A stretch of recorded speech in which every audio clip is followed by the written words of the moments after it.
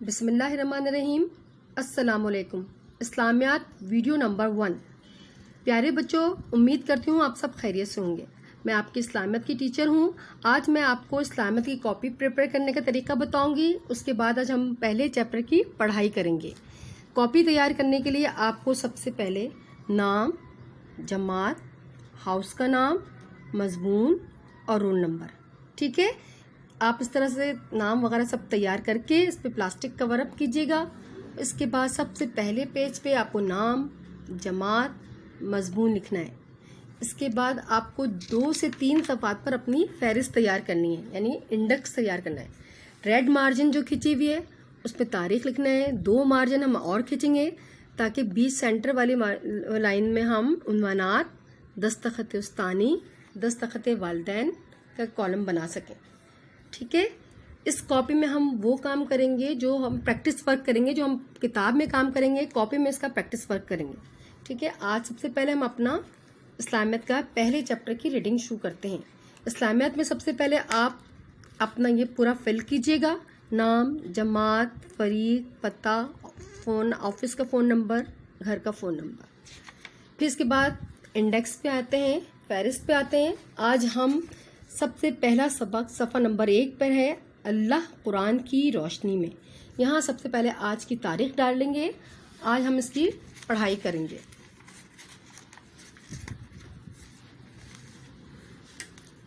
میں آپ کو پیراگراف ایک پیراگراف پڑھاتی جاؤں گی اور اس کو ایکسپلین کرتی جاؤں گی۔ سب سے پہلے آپ یہاں پر تاریخ لکھیے گا آج کی، پھر میرے ساتھ ساتھ توجہ سے آپ اس کو پڑھیے گا۔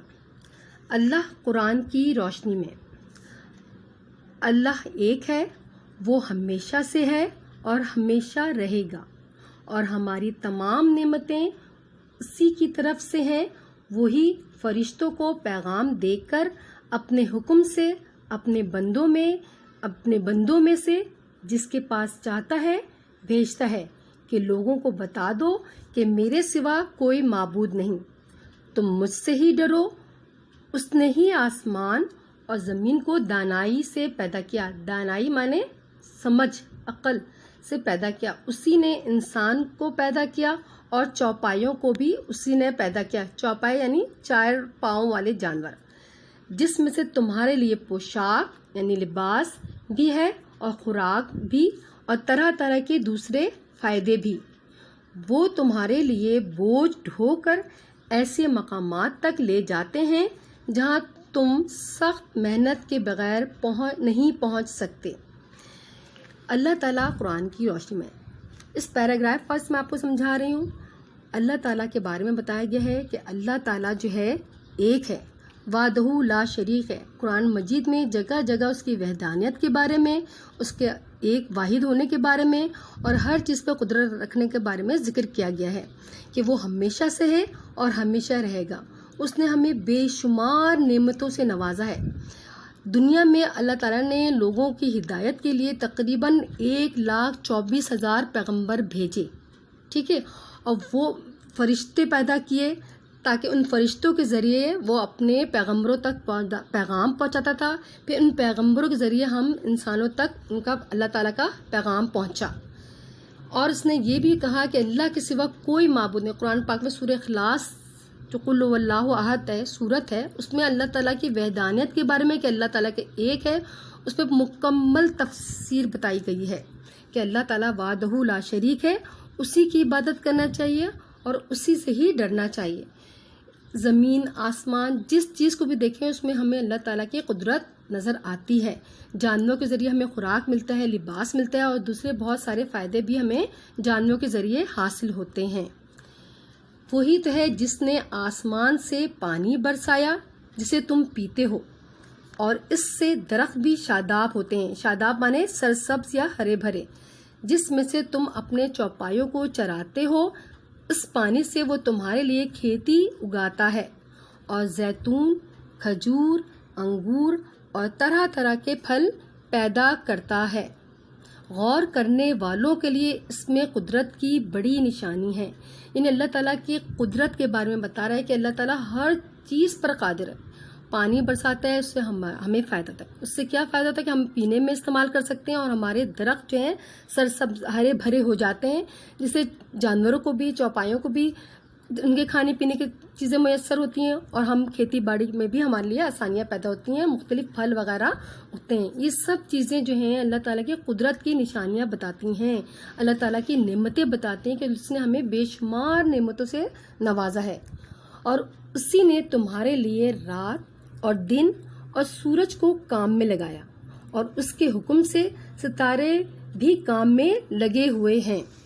اس نے رنگ برنگی چیزیں تمہارے لیے زمین میں پیدا کر رکھی ہیں، اور وہی تو ہے جس نے سمندر کو تمہارے اختیار میں کیا کہ اس سے تازہ گوشت کھاؤ، اس سے زیور یعنی موتی وغیرہ نکالو جسے تم پہنتے ہو، اور تم دیکھتے ہو کہ کشتیاں سمندر میں پانی کو چیرتی ہوئی چلی جاتی ہیں، اور یہ سب کچھ اس نے کیا ہے کہ تم اللہ کے فضل سے معاش مانے روزی تلاش کرو.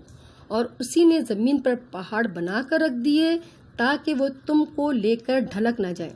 اس میں اللہ تعالیٰ کے بارے میں بتایا ہے کہ آپ دیکھیں پلانٹ سسٹم، جو پلانٹ سسٹم ہے، ہر پلانٹ اپنی روٹیشن پہ روٹیٹ کر رہا ہے، ہر چیز اپنی جس طرح سے ہے وہ چل رہی ہے.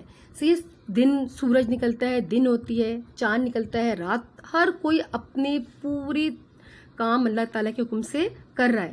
رنگ برنگے پرندے، رنگ برنگے پھول، جتنی بھی چیزیں دیکھیں سب چیزیں جو ہیں اللہ تعالیٰ کی. سمندر دیکھیں، سورہ کاف میں ارشاد ہے اگر سمندر تمہارے لیے سیاہی بن جائے، یعنی انک کے طور پر آپ استعمال کریں، اور اللہ تعالیٰ کی حمد و ثنا، اللہ تعالیٰ کی تعریف، اللہ تعالیٰ کی قدرت ہم لکھنا چاہیں تو وہ سارے سمندر جو سیاہی بن گئے ہیں، انک بن گئے ہیں، تو ہم اس کی حمد و ثنا نہیں لکھ سکتے، اللہ تعالیٰ کی تعریف نہیں لکھ سکتے.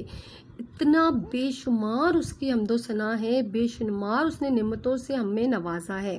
ایک دفعہ واقعہ بتاتی ہوں میں آپ کو کہ حضرت موسیٰ علیہ السلام نے اللہ تعالیٰ سے کہا کہ اللہ تعالیٰ آپ کو کیا نیند یا اونگ آتی ہے؟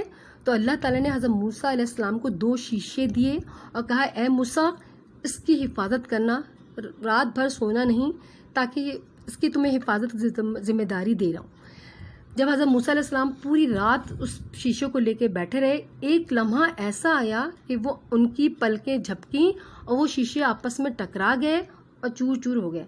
پھر اللہ تعالیٰ نے حضرت موسیٰ سے کہا اے موسیٰ تم 2 برتنوں کے 2 شیشے کی چیزوں کے حفاظت نہ کر سکے، میں تو اس پوری دنیا کا نظام چلا رہا ہوں، تو مجھے نیند اور اونگ کیسے آ سکتی ہے؟ آیت الکرسی میں ہے نا اللہ تعالیٰ کو نیند آتی ہے نہ اونگ آتی ہے، آیت الکرسی میں ہے نا ترجمہ، آپ پڑھیے گا اس میں دیکھیے گا آپ.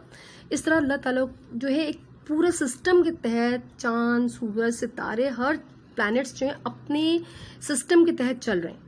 ٹھیک ہے، اس نے ہمیں کیا سمندر کو ہمارے اختیار میں دیا. دیکھیں سمندر میں ہم کشتی کے ذریعے جاتے ہیں، سمندر میں اتنا اناج ہے، اتنا کہ اگر پوری دنیا میں رزق فصلیں ختم ہو جائیں، سمندر میں اتنی خوراک ہے کہ ہم اس سے اپنی گزارا کر سکتے ہیں.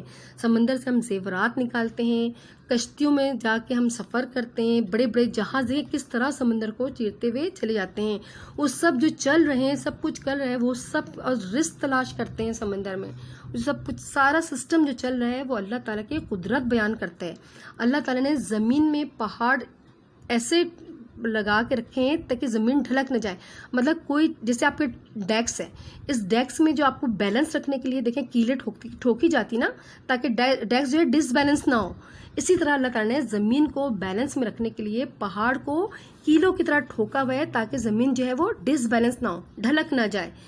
صحیح ہے، سمجھ میں آ گیا آپ کو؟ چلیں. اور اسی نے زمین میں سے راستہ بنانے والی علامتیں رکھ دیں اور لوگوں کو ستاروں سے بھی راستہ معلوم کرتے ہیں. لوگ ستاروں سے بھی راستہ معلوم کرتے ہیں.